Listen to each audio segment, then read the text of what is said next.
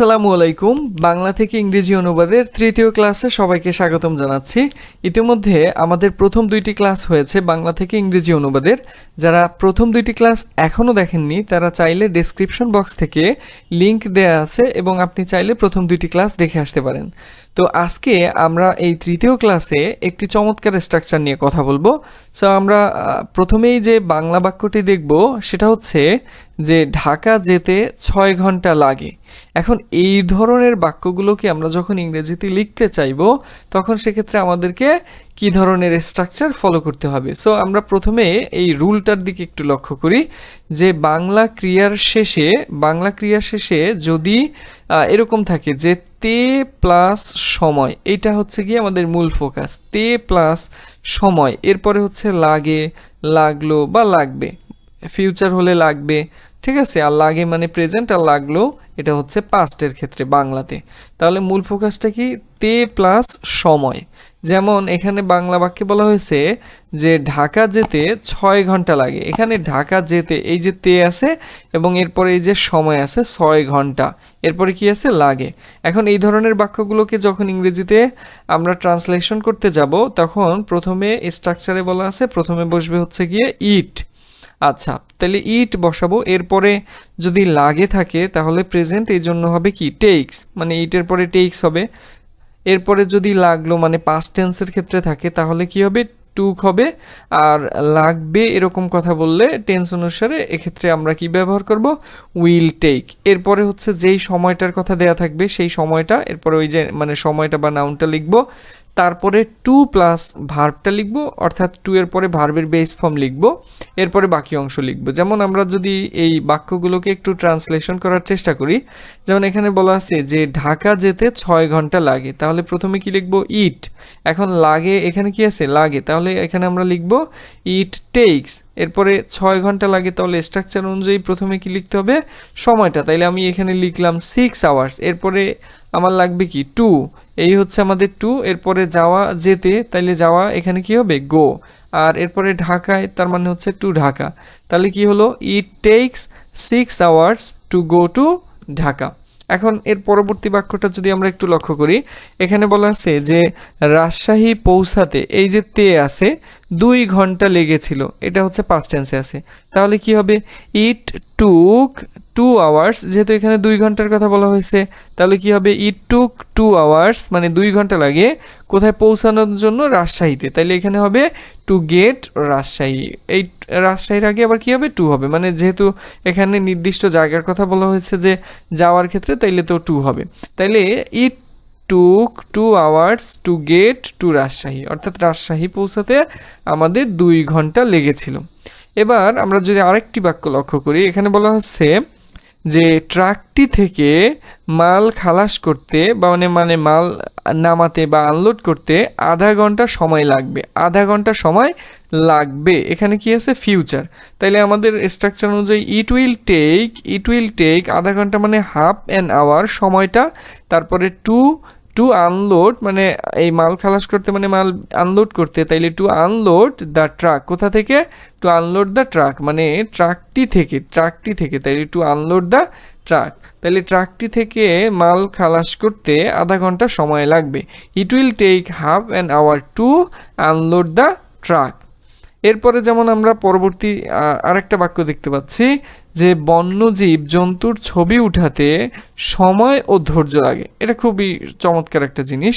So এখানে আমরা দেখি তাইলে ইট টেক্স, এই যে সময় লাগে, এখন এই সময়টার কথা তো স্পেসিফিক বলা হয় না কত সময়। সো এখানে আমরা জাস্ট টাইম লিখবো যে ইট টেক্স টাইম, আর সময় ও ধৈর্য, তাইলে ও মানে হচ্ছে কি? অ্যান্ড, তাইলে টাইম, আর ধৈর্য মানে হচ্ছে প্যাশেন্স। তাইলে it takes time and patience two photograph, ছবি উঠানো মানে ফটোগ্রাফ। তাইলে টু টেক ফটোস অথবা টু ফটোগ্রাফ ওয়াইল্ড লাইফস। আচ্ছা, এরপরে এখানে যেটা বলা হয়েছে যে পরবর্তীতে আমরা আরেকটি রুল দেখতে পাচ্ছি এই একই রিলেটেড। যেমন এখানে বলা আছে যে কোনো ব্যক্তি বা বস্তুর যে সময় লাগে, যেমন এখানে যদি এরকম বলা হইতো যে ঢাকা যেতে আমার 6 ঘন্টা লাগে, উপরের বাক্যে আর এই দুইটার মধ্যে একটু পার্থক্য আছে, খেয়াল করি। এখানে বলা হয়েছে ঢাকা যেতে 6 ঘন্টা লাগে, এখানে কোনো ব্যক্তি বা বস্তুর কথা বলা হয় নাই, কিন্তু নিচের বাক্যে এখানে বলা হয়েছে যে একটা ব্যক্তি বা বস্তুর সময় লাগে। যেমন এখানে বলা হয়েছে যে ঢাকা যেতে আমার 6 ঘন্টা লাগে, এই যে আমার কথাটা আছে সেক্ষেত্রে কি হবে, মোটামুটি সেম। তো এখানে জাস্ট এই আমার কথাটা থাকলে, মানে আমার, তার বা কোনো ব্যক্তি বা বস্তুর কথা থাকলে অতিরিক্ত এখানে কি করতে হবে, একটা অবজেক্ট লিখতে হবে। অবজেক্ট লিখতে হবে মানে সেই ব্যক্তি বা বস্তুর হিসেবে সেই অবজেক্টটা লিখব, তারপরে আমরা সময় লিখব, তারপরে আগের মতোই টু প্লাস ভার্বের বেস ফর্ম দেব। যেমন এখানে বলা হচ্ছে যে ঢাকা যেতে আমার 6 ঘন্টা লাগে, তাহলে কি হবে, ইট টেক্স, এরপরে হচ্ছে কি এই যে আমাদের অবজেক্টটা লিখতে হবে, ইট টেক্স মি, এরপরে সময় মানে 6 hours to go to Dhaka. তার মানে এই অবজেক্টটা শুধু আমাদের অতিরিক্ত আনতে হবে যখন এই ব্যক্তি বা বস্তুর কথা উল্লেখ থাকবে। যেমন এখানে আর একটা এক্সাম্পল বলা হয়েছে যে বাগমারা থেকে রাজশাহী পৌঁছাতে রেনির 50 মিনিট লেগেছিল। এখানে একটা জিনিস ফোকাস করি, রেনির 50 মিনিট সময় লেগেছিল, তাইলে ইট টুক রেনি, এই অবজেক্টটা আর নাম, যেহেতু নামের সাবজেক্ট অবজেক্ট একই রকম, so it took Renee 50 minutes to get to Rajshahi from Bagmara. Bagmara থেকে রাজশাহী পৌঁছাতে 50 মিনিট সময় লেগেছিল, এই জন্য এখানে কি হয়েছে, টু। তারপরে এখানে বলা হয়েছে যে অধ্যায়টি পড়ে শেষ করতে আলভির মাত্র 25 মিনিট লেগেছিল, তাইলে ইট টুক আলভি, এখানে অবজেক্ট আমাদের হচ্ছে আলভি, এ মেয়ার মানে আলভির মাত্র মানে এ মেয়ার 25 মিনিটস, তারপরে স্ট্রাকচার অনুযায়ী কি টু, তাহলে টু ফিনিশ মানে এই যে শেষ করতে, টু ফিনিশ পড়ে, তাহলে রিডিং দ্য চ্যাপ্টার, অধ্যায়টি মানে দ্য চ্যাপ্টার, আর পড়ে কথাটা থাকলে রিডিং হবে, প্রেজেন্ট পার্টিসিপলে ব্যবহার। To finish reading the chapter মানে অধ্যায়টি পড়ে শেষ করতে কত সময় লাগছিল, মাত্র 25 মিনিট সময় লেগেছিল।